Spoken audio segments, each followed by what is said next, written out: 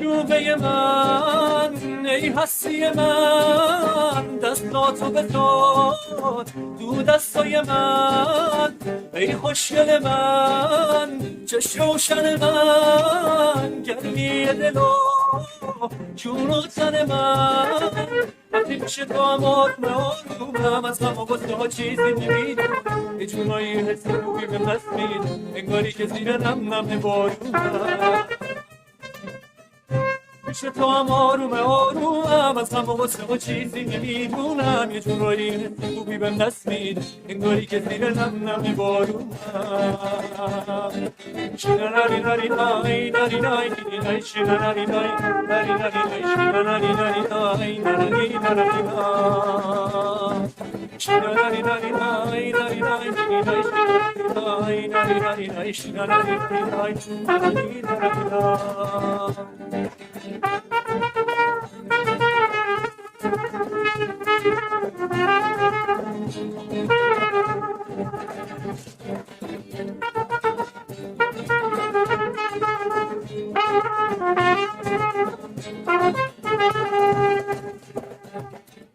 خیلی دوست دارم میدونی اینو از تو چشمم میخونی وقتی نگات میکنم خودت میفهمی میخوام که بمونی عشقیم مثل تو نمیخوام هر جایی بری منم میام تموم دنیای طرفا توی طرف من تو رو میخوام وقتی میشه تو هم آرومم از غم و غصه ها چیزی نمیدونم یه جورایی حس خوبی بهم دست میده انگاری که زیر نم بارونم وقتی میشه تو هم آرومم از غم و غصه ها چیزی نمیدونم یه جورایی حس خوبی بهم دست میده انگاری که زیر نم بارونم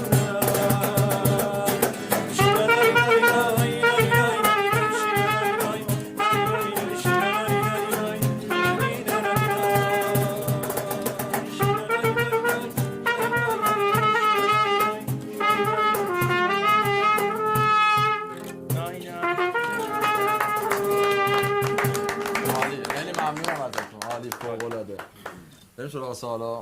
بله بفرمایید آقا مهدی. 3-2 میدونی از کی میخوام بپرسم اون برای داره نگاه میکنه نگاه کن شیطانی ترین کاری که تا حالا تو عمرت کردی چی بوده؟ شیطانی ها دخل زیاد دادم نه انقدر شیطانی آقا محمد این شیطانی نیست اونو باید بگم همه فراتون میدید بگم دخل زیاد دادم دوزی نگردم رفتم افته اصلا وایس اینجا یه رو 20 دقیقه بچه بودیم دزدی نکرده فقط دخل لازم مرسی از این همه خوبی. علی آقا بهترین هدیه که تا حالا گرفتی چی بوده؟ بهترین هدیه ساز چه سازی؟ یه سنتور بود که یکی از دوستانم بهم هدیه داد. بهترین هدیه که دادی چی بوده؟ گاز. چه گازی؟ سینترگاز با چه پر خونه خریدم. بازم ساز. آره یه گیتار به دوستم دادم. آقا جان دلم ببخشید جان دلم گوشه آقا کنه چون اسپیکر کنه اسپیکر داد میگه گوش به حرف آقا مهدی چون یه بار به من اسپیکر داده. نه اسپیکر داد کی دادم اسپیکر بهت؟ اسپیکر داده دیگه کی؟ آیه یاری یه دونه اسپیکر تو لایو قبلی آها کمپین من بود. مرسی واقعا ایلیا جان، مرسی واقعا. کمپین من بود. اینجا باید یه جمله سوسماسی بگم سلامتی هرچی بچه هست اینجا باید بگی چرا داداش، چون واقعا دلشون پاکه، هیچی تو دلشون نیست. این چه حرف قشنگه، یه سوسماسی بود. بله واقعا من تصویر آیسته دست بزنم مرا. حالا سوالای بعدیتون رو بپرسید. خواهش می‌کنم. آقا محمد چه کسی در زندگی بیشترین تاثیر رو گذاشته به جز خدا؟ زندگی بیشترین تاثیر رو گذاشته. بذار فکر کنم. بیشترین تاثیر رو پدروس حامد تبریزی. مادرم خدا خدا مادر. حفظش کنه. اینجا می‌بینی محمد سوال دو تیکه است، نصفش بالا بود نصفش پایین. ببین قسمت دوشو میخونم، میگه توش بودی رو توصیف کن. حالا قسمت اولش که بالا از خجالت آورترین موقعیتی که این سوال مثلا 49 سوال بعد توش بودی. اینو کی نوشته؟ نوشته 48 خجالت آورترین موقعیتی که 49 توش بودی رو تعریف کن. علی آقا خیلی مخلصی. خیلی تو الان بگو اینو جواب بدید. خجالت آورترین موقعیتی که توش بودی رو تعریف کن. آقا تو خودش چه سوالیه؟ سوال بعدی رو جواب بده دیگه. تو چه موقعیتی بودی که یکم اذیت داشتی، خجالت داشتی می‌کشیدی؟ مثلا خیلی دقیقاً جلو ذهنم هست ولی خب اصلا ببین نه اون نگو اینجا نه گوش میاد نه صداش میاد. تعریف چون میگم بنده خدا الان دارم نگاه میکنه خجالت میشه. بره سامان یا ساسان؟ نه اوکی. کمیل سیاوشی دوست عزیزم زحمتشو کشیدم. سلامت باشین. علی جان دوست داشتی اسمت چی باشه به جز علی قفاری زاده؟ فقط علی قفاری زاده. سوسماس. عاشق اسم علیه. از اسمت راضی ها؟ خیلی. آقا محمد اگه خدا رو ملاقات میکردی ازش چی میپرسیدی؟ گفتم که آقا محمد ما چرا روی زمین اومدیم؟ من بچگی میاد بگیم که ما از کجا اومدیم. تو داشتم دیوونه میشدم دیگه. فکر زد نکرد. تو گوشم گفت دیوونه. نه صدای صدا صندلی صندلی آره سوء تفاهم پیش ولی اومد. خیلی بچگیام کنجکاو بودم که اصلا آدم‌ها از کجا اومدن. خدا پدرتو بیامرز. خدا رحمت کنه. سلامتش. بعد گفتش فکر نکنم فکر نکردم. از موقعی من اتفاقا یه چند روز پیش همین بشریت رو داشتم به علی صادقیان میگفتم. یعنی آخه آمریکا میگن که نمیدونم انسان از برخورد الکترون اینا به وجود اومده. بالای برج میلاد نشسته بودیم تو رستوران، پایین نگاه میگفتم غلط کرده از برخورد الکترون این آدم اینو ساخته فلان شده. یه تفکری پشتش هستش. مرسی چه جواب قشنگ. واقعا علی آقا اوقات فراغت چجوری میگذرونی؟ پوست مرغی شدم. در مغازه.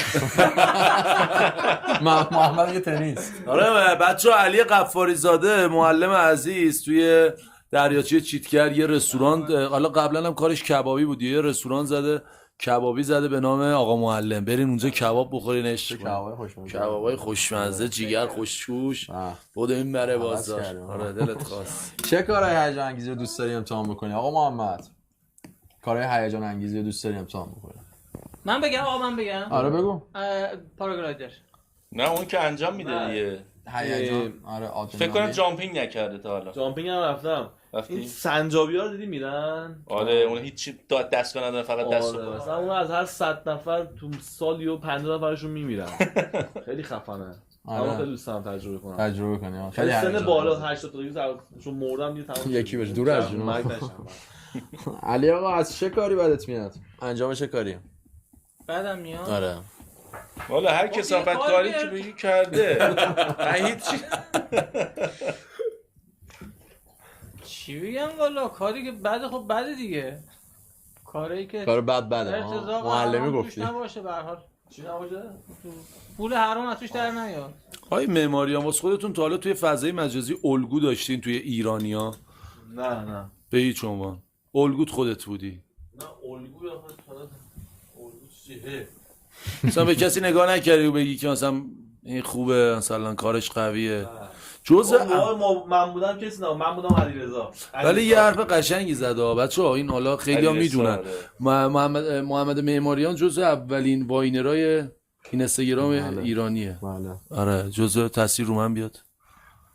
ما افتخار اینو داشتیم که با حساب اولین الان واینر ایرانی توی سریال یه کلا اومد توی آره زنگ آخر دبی بود با همکاری همکاری کنیم. می‌کردیم. ما مثلا تهران کار انجام میدادم 15 سال کرج دبی. چیز داره مدرسه غیر انتفاعی داره آره بعد شما اومدن. درست جان آقا آقا پیکان گوجه‌ای به پلاک 26 و 277 ایران 11 بعد جلو برج میلاد پارک کردن. این دوستان بی زحمت اینو جابجاش میکنن.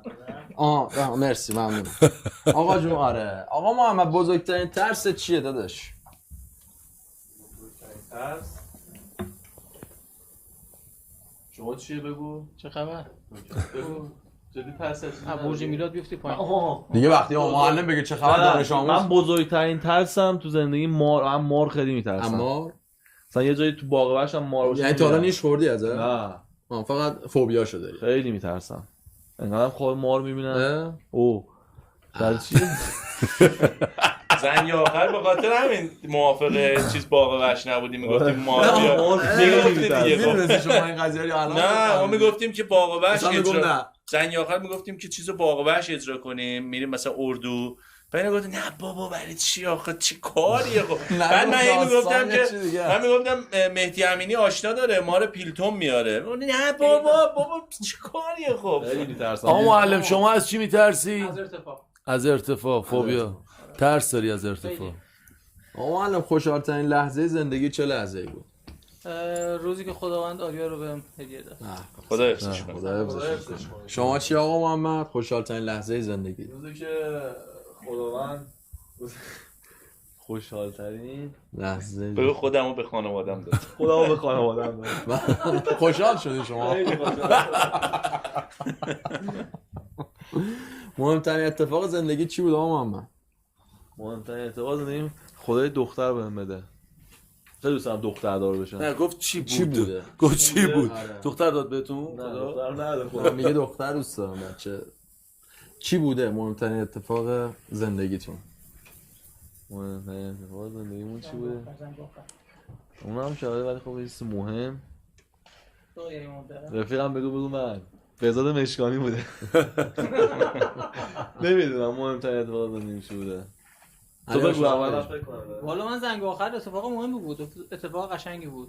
یهویی توی مسیر قرار بگیری که شاید کل زندگی تو تغییر بده. اصلا واسه بچهای کل اکیپ سریال زنگ آخر اتفاق مهمی بود.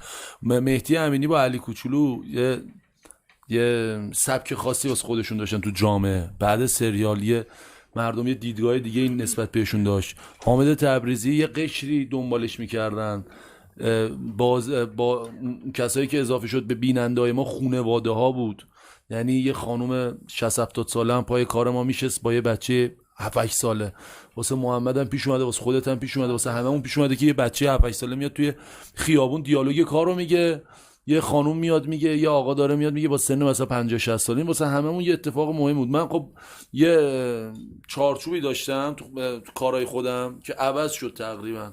کلا سبک لاتی بود ولی وارد یه کلاسی شد که روند اون عوض شد. به نظر من واسه خودم یه اتفاق خفنی بود. مهمترین اتفاق به نظر من اپلیکیشن این اینستاگرام بود واسه ما. الان دارم فکر میکنم. نه؟ آره دیگه. اگه نبود آره.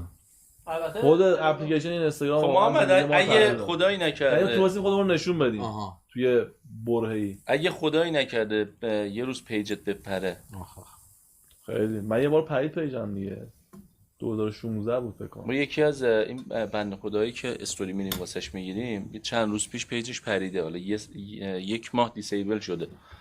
من به حامد میگفتم انگار مثلا مغازه طرف آتیش میگیره. خیلی بد. چون دارم بیزنس میکنم پول در میارم زن بچه دارم. خیلی بد. خدا کنه نشه شما. نمیشه. ان شاءالله که نشه. عجیب ترین چیزی که در شبکه‌های اجتماعی پست کردی چی بوده؟ من فکر کردم میخواد بگی عجیب ترین چیزی که خوردی دوباره. یه بار چند سال پیش دابسمش گرفتن خودم 15 ثانیه. بچه‌ای داداشم جلوم نشسته بود، کوچولو بود، داشت میرقصید. منم روی دمر خوابیده بودم. خب ولی حواسم نبود، یه ذره شهوارم پایین بود، متوجه نشدم. من اونو پست کردم و ملت اومدن کامنت گذاشتن که آقا چه دیفرانسیلی مثلا چاک دیفرانسیل رو رفتن من سریع بکش کردم. نه متوجه نشدی خودت؟ نه بابا. این چیز دیوار اینجوری نشسته داره از تلویزیون عکس حال زنگاخر یک موجی بود در فضای مجازی اینستاگرام، واقعا ولوله‌ای به پا کرد. ما انشالله به امید خدا تا 1 ماه بعد قسمت اول فصل دومو جوری میخوایم اجرا کنیم تا فصل اول قولشو اینجا در کنار آقا معلم آره دیگه قولشو گرفتیم دیگه. یه جوری فصل 2 رو استارت بزنیم که واقعا جدی دارم میگم، واقعا فصل 1 به کل از ذهنتون بره بیرون، یعنی اونقدر قدرتمند و خفن و بم قراره بشه انشالله و هر چه زودتر داستان کرونا حل بشه تا این 1 ماه بعد و ما بتونیم فیلم برداری خودمون انجام بدیم، چون ما تو اون تایمای قرنطینه فیلم برداری کردیم که وضعیت واقعا سفید بود، الان دیگه یکم خطرناک شده. انشالله فصل 2 یک اتفاق خفنی میخواد بیفته. فردا هم قراره دیگه کلی جایزه بدیم دیگه، 10 تا تقریبا آقای یاری میشه گفت 600 خورده 700 میلیون ما داریم جایزه میدیم و انشالله حق به حقدار برسه. چند تا سوال جنجالی آقا یاری خیلی مقررات خدمتتون، من خیلی دوستتون دارم. سوال من یه دونه خفن بپرسم، آقا ما اگه با 4 تا آدم معروف توی رستوران میتونستی شام بخوری چه کسایی انتخاب می‌کردی؟ به جز حامد و مهدی به جز تبریزی. زنبیل به آره کل دنیا اصلا گلشیفته فرانی. اسم منو نیاریو. نه نمیاد. 3 نفر دیگه هم بگم. آره گلشیفته فرانی، چیز سرقلش. رضا عطاران، رضا عطاران، بعد علی دایی، من نمیتونم بیام. یه نفر دیگه مونده. من کار بزنم کیو دارم. ببرم؟ کریمو، نه علی دایی و گلشیفته و کی گفتم؟ رضا عطاران و حالا گلزار هم بیاد دیگه. عرض گلزار بذار اونم بیاد. همین حیایی بیاد. امین حیایی. آیا گلزار نیاد.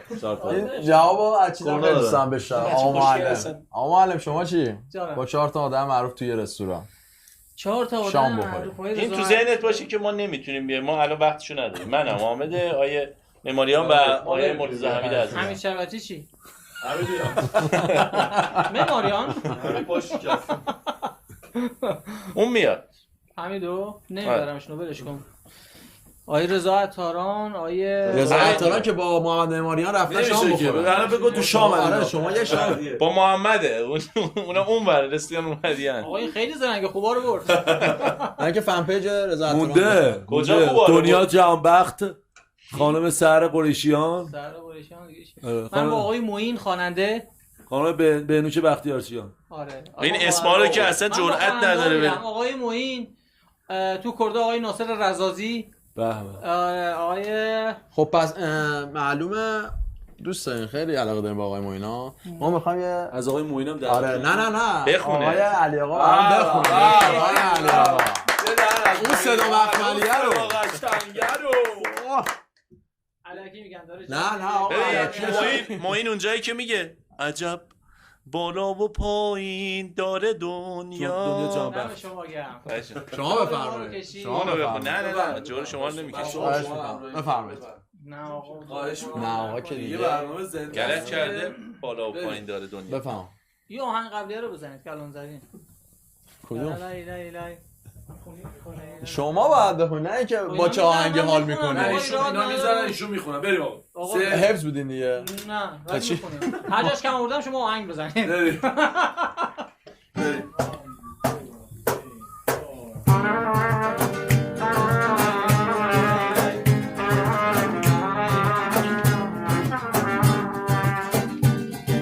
شیرینه یارم شیرین است که باریکا و رنگینه شیرینه یارم خواچن شیرینه شیرینه یارم شیرین است که باریکا و رنگینه شیرینه یارم خواچن شیرینه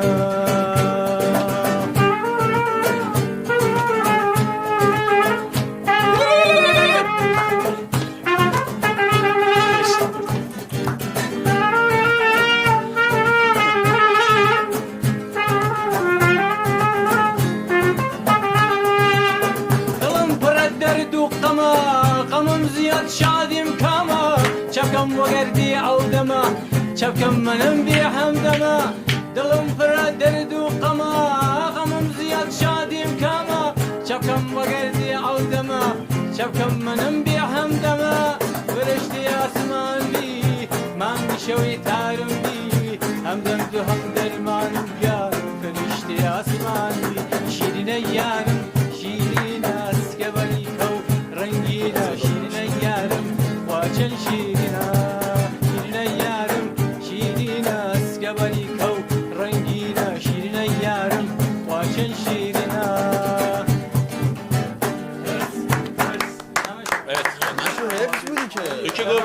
40 سالگی همه استعدادام شکوفاش اینو نشون نداد. اینو خوب سر کلاس برای بچه‌ها نمیخوندی، همینجوری حرفتو گوش نمیدن. آقا معلم اینو میخونی دیگه کلا سعی می‌کنی بخونیم براشون. یه چی دیگه کلا حرفتو گوش نمیدن.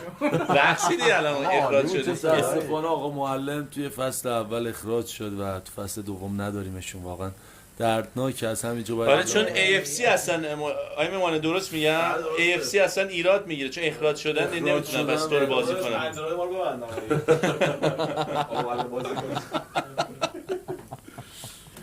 ببخشید دیگه ما جسارت عالی بود آقا. عزیزی، عالی بود.